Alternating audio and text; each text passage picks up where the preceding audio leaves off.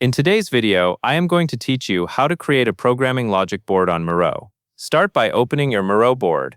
It can be a new blank board or an existing one, where you want to map out your program logic. Once your board is open, look to the left sidebar and click the Shapes icon.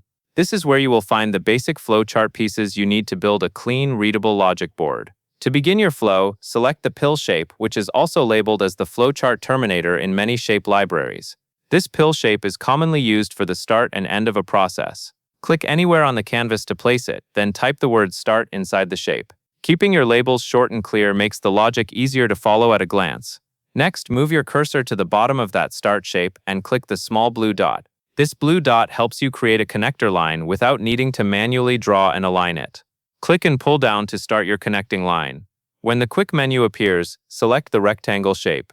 Rectangles are typically used to represent a process or action step in a flowchart. Inside that rectangle, type your first variable or action. For example, you might enter something like x equals 10.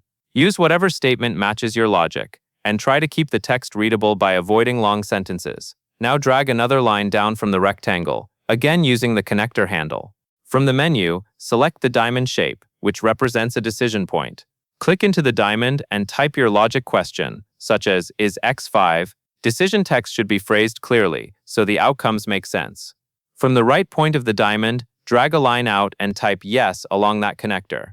Then from the left point of the diamond, drag another line out and type no.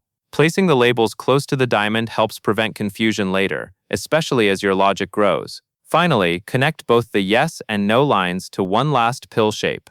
This will be your end terminator. Click into that final pill and type END.